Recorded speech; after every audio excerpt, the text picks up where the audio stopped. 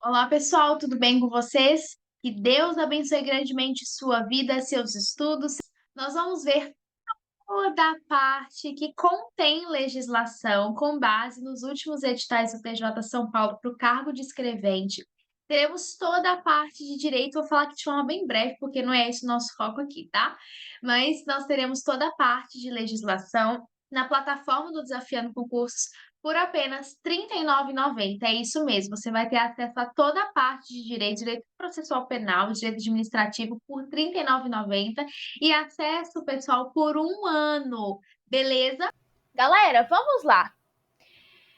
Pensa só o seguinte: vamos supor que você está lá no seu trabalho. Você é uma autoridade lá no seu trabalho. Só um minuto, tá? E aí você tem o conhecimento de uma irregularidade que foi praticada por um funcionário. Pensa que você é um gerente, tá? Uma gerente. O que você teria que fazer de imediato? Você teria que adotar alguma providência. Você concorda comigo? Só abrindo um parêntese, pessoal.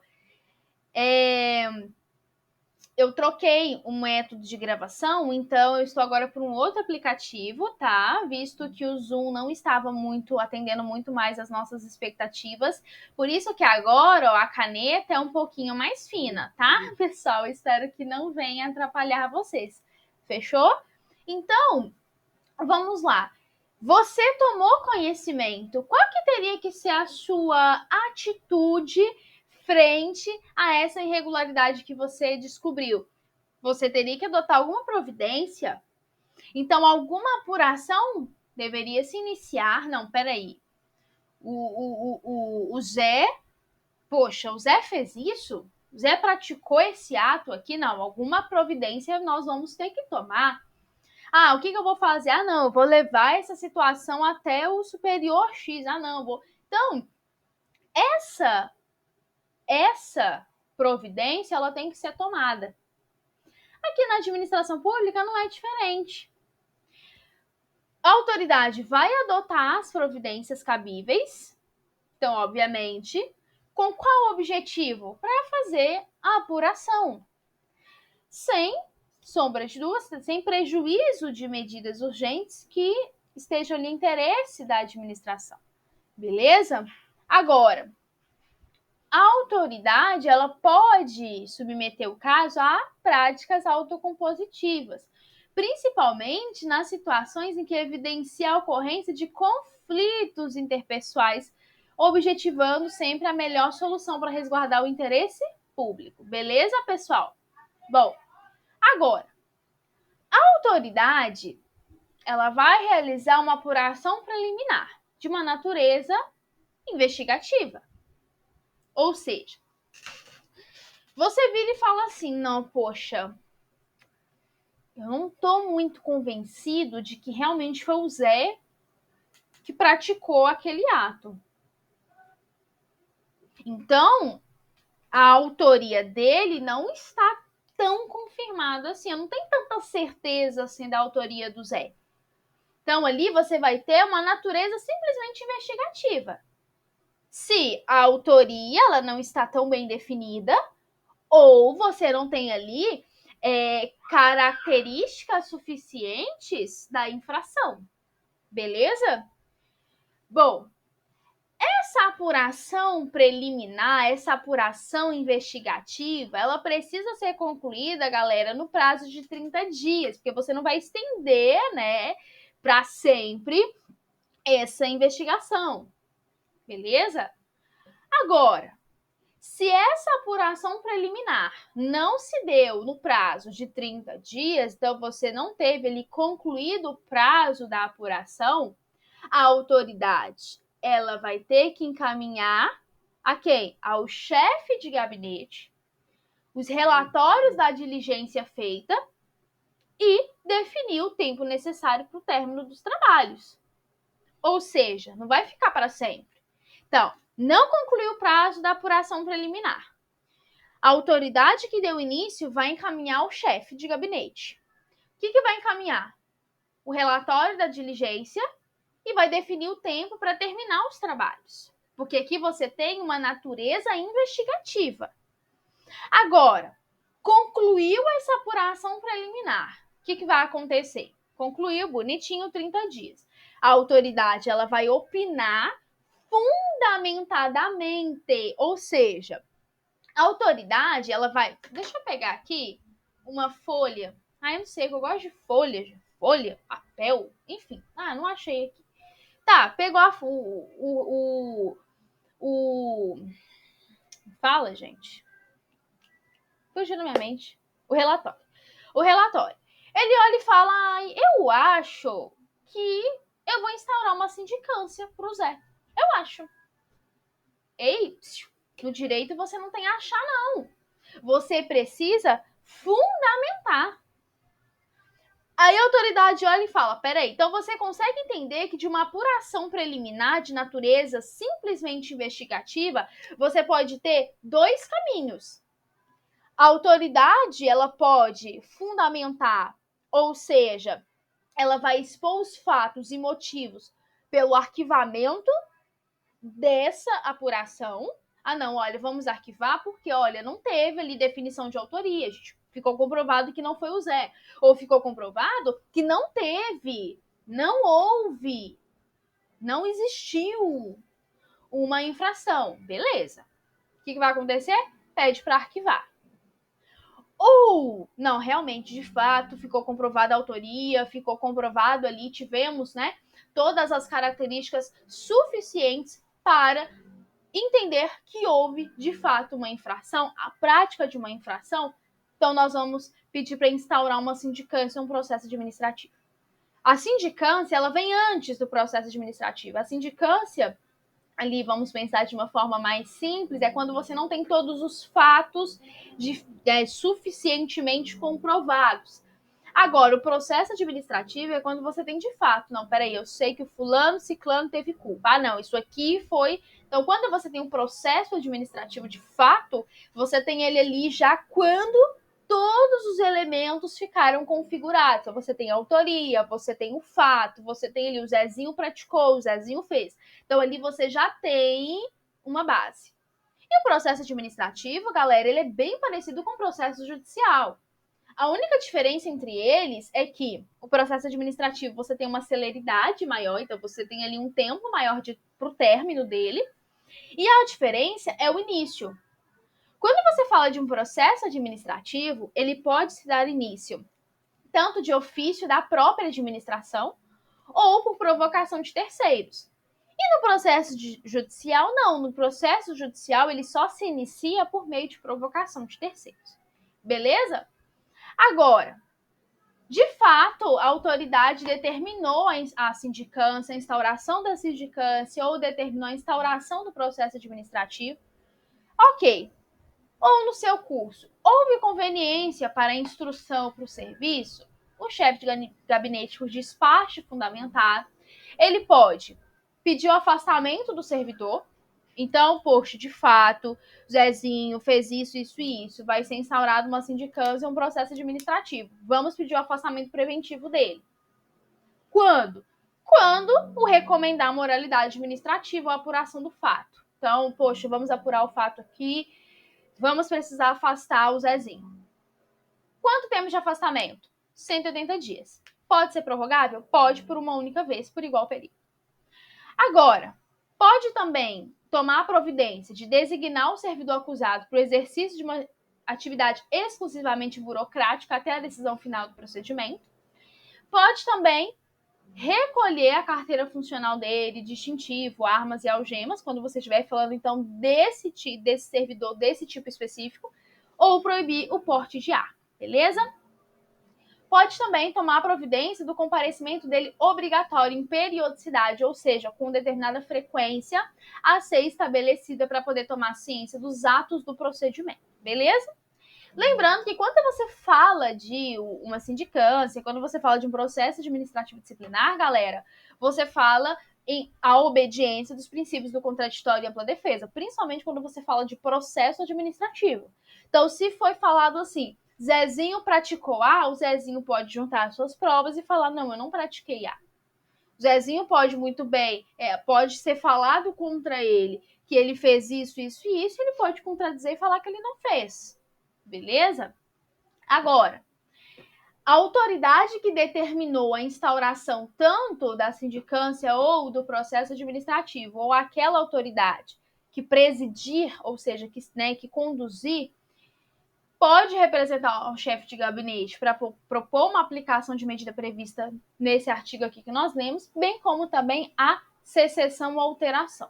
Então, a autoridade que determinou a instauração da sindicância do processo administrativo pode propor tanto a aplicação de uma medida, bem como o cessar dela ou até alteração.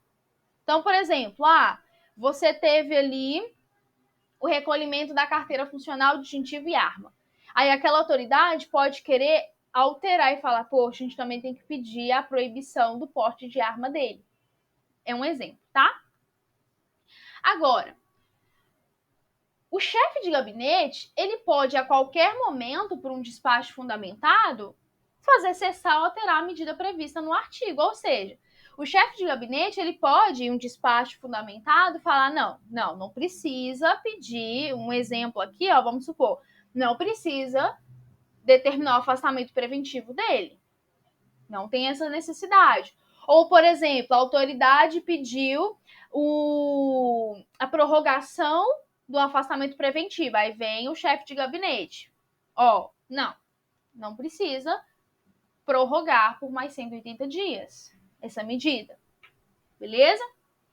Agora, quando você fala do período de afastamento preventivo, que é de 180 dias, podendo ser prorrogado por mais 180, computa-se como de efetivo exercício, não sendo descontado da pena de suspensão eventualmente aplicada. Ou seja, o fato do Zezinho estar afastado preventivamente, você ainda computa ele como efetivo exercício. Então, se ele tiver, ao final do processo administrativo, uma pena, ou da sindicância, uma pena de suspensão do serviço, esses 180 dias não vai ser descontado. Por quê? Porque o período de afastamento preventivo, ele vai ser computado como efetivo exercício. É como se o Zezinho ainda estivesse em labor, tá? Bom, agora nós vamos falar um pouquinho das práticas autocompositivas, do termo de ajustamento de conduta e da suspensão condicional da sindicância. Bom, o que vai acontecer? Você vai ter autoridade competente que vai determinar tanto a apuração da irregularidade, a instauração da sindicância ou a instauração do processo administrativo. E o procurador do Estado, ele é responsável por sua condução.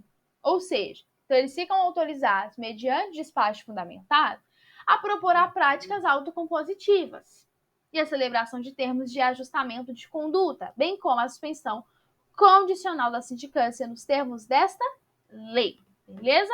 Então, bora lá, As práticas autocompositivas, pessoal, elas podem ser regulamentadas por quem? Por decreto. Cuidado, que aí vem a sua banca falando que pode ser regulamentada por, como fala? Lei específica.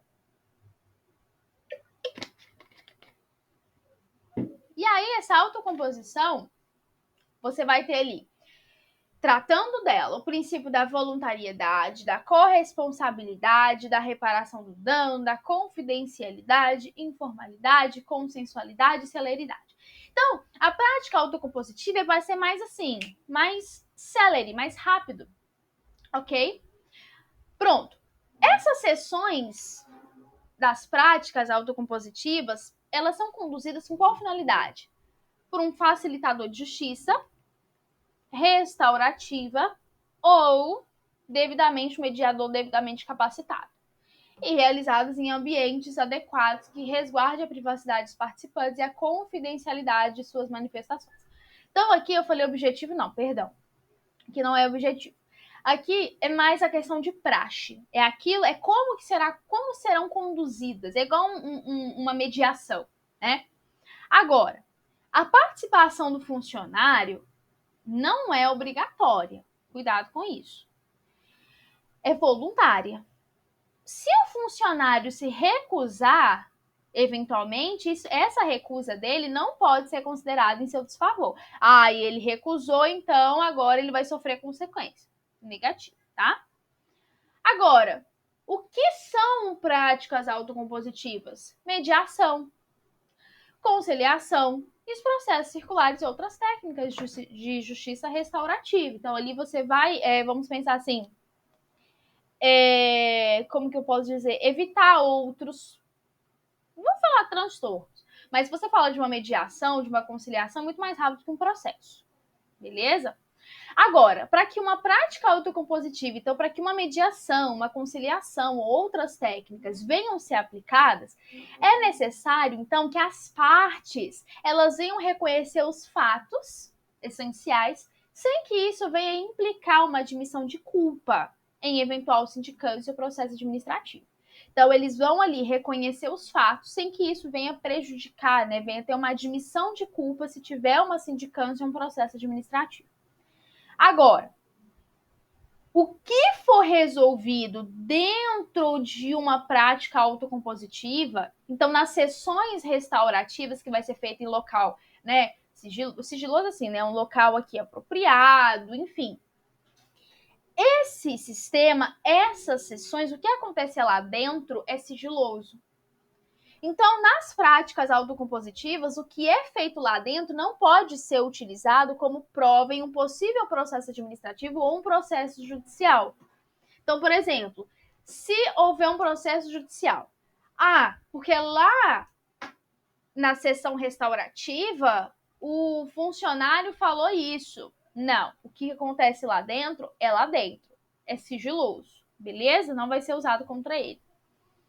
Agora, a autoridade competente que autore que determinar a apuração de uma irregularidade ou se pedir a instauração de uma sindicância do processo. Não, aqui nós já lemos, né? Não, tá certo. Responsável por sua condução, que é o procurador ou autoridade, em qualquer fase, pode encaminhar o caso para as práticas autocompositivas mediante despacho. Então, por exemplo, durante uma sindicância ou durante um processo administrativo, os responsáveis pela condução, então a autoridade e o procurador do Estado, eles podem encaminhar o caso para uma prática de autocompositiva. Beleza? Em qualquer fase pode encaminhar para lá. Agora, o encaminhamento, então, durante um processo administrativo ou durante uma sindicância, ela pode ocorrer como uma forma alternativa ou concorrente. Ou seja, vamos imaginar, a autoridade pode ver e falar, não, peraí, a prática autocompositiva nesse caso é uma forma alternativa do que ter que instaurar uma sindicância ou instaurar um processo administrativo. Ou a prática autocompositiva, ela pode ser concorrente, ou seja, junto ali ou com a sindicância ou com o processo administrativo. Beleza? Agora, só um minuto, tá?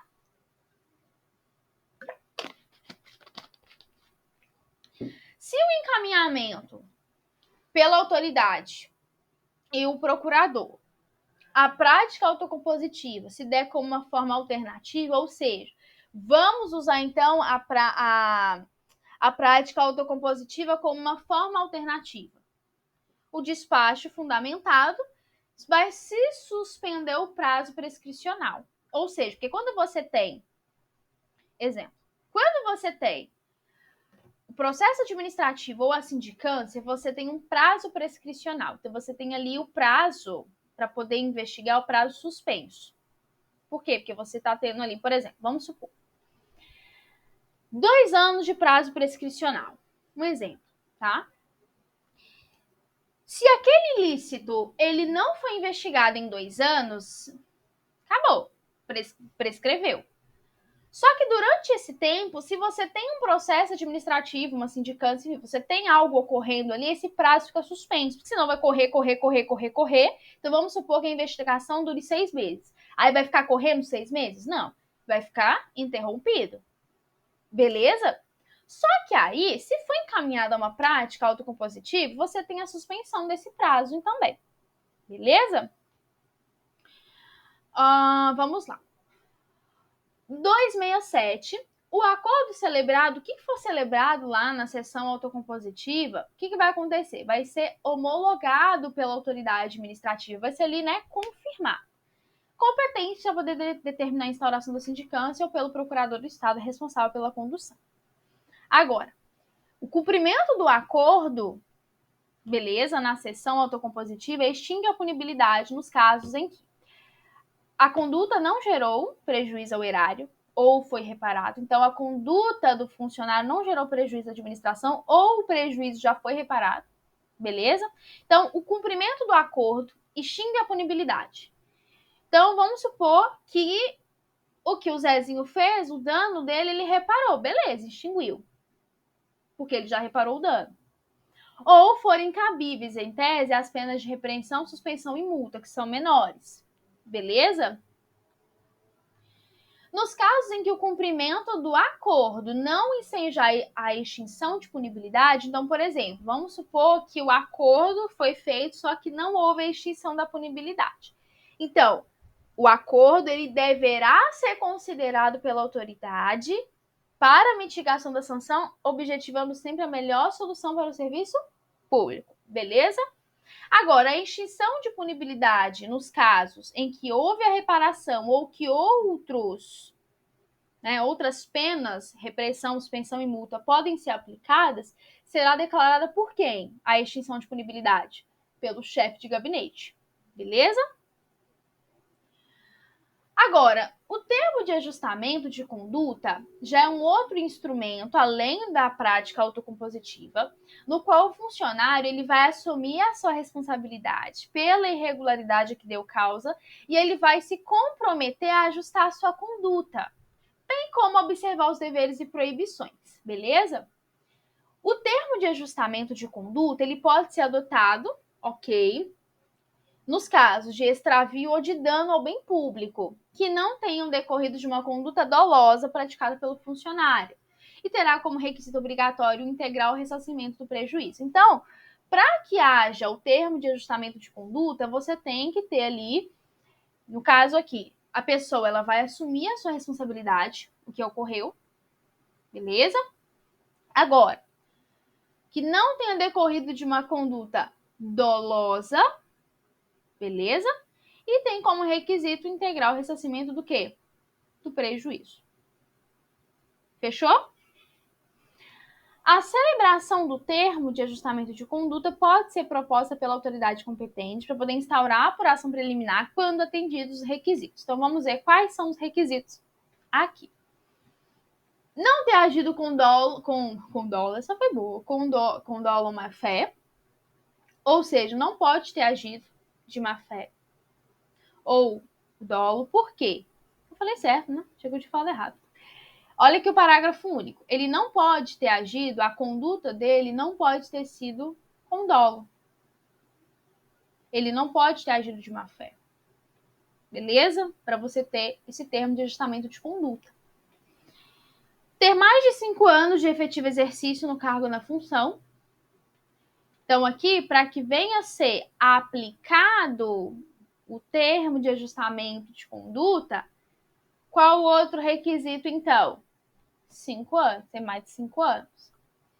Não ter sofrido punição de natureza disciplinar nos últimos 5 anos. Então, se ele há 3 anos passou por uma punição disciplinar, ele já não cabe mais o requisito. Não ter sindicância ou processo administrativo disciplinar em curso, ou seja, vamos supor que durante esse termo tem um processo administrativo ou uma sindicância em andamento, não pode. Ele não pode ter celebrado o termo de ajustamento nos últimos 3 anos, então vamos supor que o Zezinho já tenha celebrado um termo de ajustamento de conduta há 2 anos. Não pode. E o parágrafo único, então, exclusivamente... Deixa eu fazer minha telinha aqui sumir, porque senão não vou conseguir enxergar, né? O que vai falar aqui, então? Ó, exclusivamente para os fins do disposto no caput do artigo, ou seja, aqui, ó, o caput, ó. Caput aqui é o 267F. O termo de ajustamento será registrado nos assentos funcionais do funcionário. Tudo que acontece, né, gente, na verdade. Belezinha vai sempre ser registrado. Beleza, pessoal? Que Deus abençoe grandemente sua vida, seus estudos. Até a nossa próxima aula que nós vamos resolver questões, tá bom? Que Deus abençoe. Até mais. Tchau, tchau. Bons estudos.